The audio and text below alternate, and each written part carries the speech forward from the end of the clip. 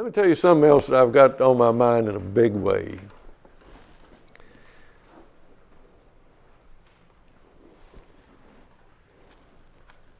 In the 12th century, a man named Alanus ab Insulis, or Alain of Lille, or Alan of Lille, Alain de Lille, I guess it was. But anyway,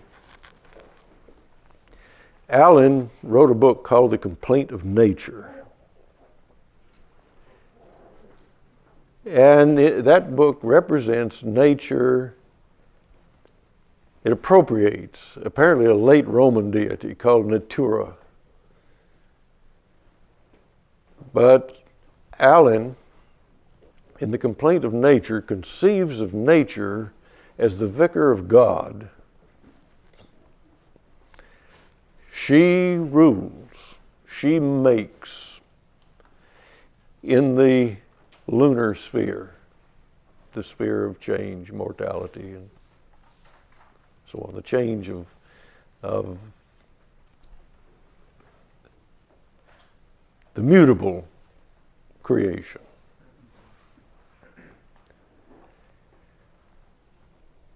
That was picked up by at least the second author of the Romance of the Rose in French. Chaucer picked it up from there and from Alan too. Spencer picked it up from Chaucer. Chaucer's treatment is in the Parliament of Fowls, I think. I think that's right, and the Priest's Tale, I think. Spencer really develops the figure in the last cantos, the so-called mutability cantos of the Faerie Queene. There's a big argument about mutability and what mutability means. People were getting worried about it, you know, earthquakes. Movement of the earth, Donne said, brings harms and fears. Men reckon what it did and meant. It was on people's minds. And nature comes to settle the argument. The argument and its settlement probably not of overpowering interest, but the figure of nature really is interesting. She's veiled. It's a little hard to tell whether she's a woman or a man, or male or female. She has an aura or radiance about her like Christ at the Transfiguration.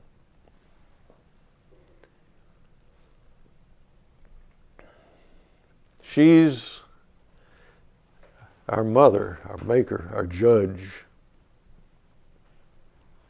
in the earthly realm.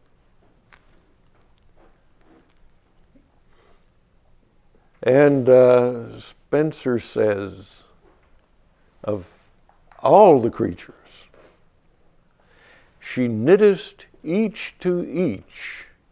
She is of all the equal mother, of all the creatures, the equal mother who knittest each to each as brother unto brother. That's ecology. That's it, right there. Before Shakespeare. Or Spencer was older than Shakespeare.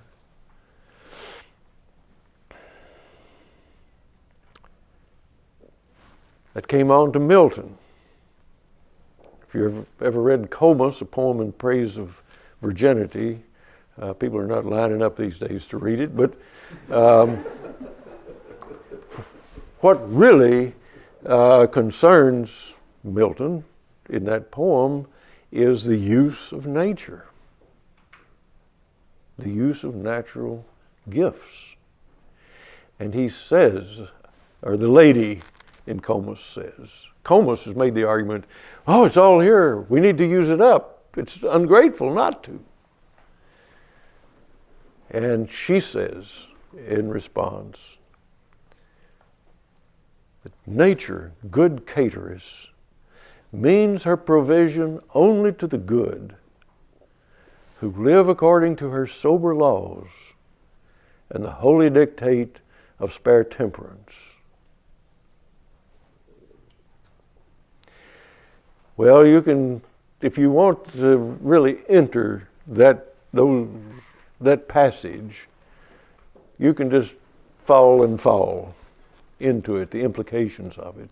Nature means her provision only to the good. Isn't that amazing? And Milton had a reputation of being a Puritan, but he's not interested in temperance as a virtue that'll get you into heaven. He's interested in temperance because it's the guarantee of abundance. If we want to have a sustainable lot of everything, we have to use it temperately.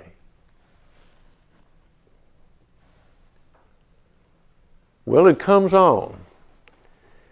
When Pope writes about how to garden in the letter to Burlington, Alexander Pope, he says, let nature never be forgot. Consult the genius of the place in all. Well, he's talking about how to make a pleasure garden in a way. But clearly that importance attributed to nature, God's vicar, had held out that far. The Romantics lost it. Nature as the goddess, the vicar of God, the mother, the maker, the judge is gone. Romantic nature poetry is all about alienation from nature. Bird thou never wert, Shelley says to the skylark. Skylark's a symbol.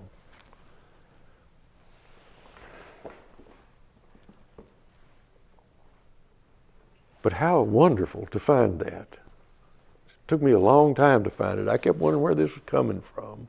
And I still don't know where it comes from ultimately. Where did Alan get it? These things, no one person ever makes up much of anything. That must go far back. Then you find the hints of it, maybe in the tradition of the small farmer that goes way back. It's in the Bible. It's in Homer. It's Virgil had it in a big way. The old Cilician, is that what he was? The old man who had a farm that nobody else wanted, but he did well on it. He didn't envy anybody.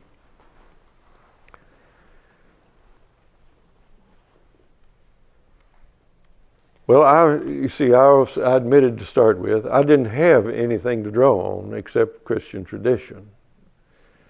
And all my life I've been trying to make it serve thought, first of all. And so I'm feeling kind of triumphant about finally learning in the last several years about nature. That existed. It was right there. It made its demands on us.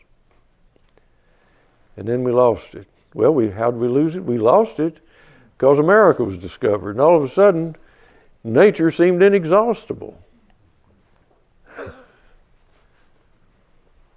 Long distance transportation, folks. It's been the ruin of us.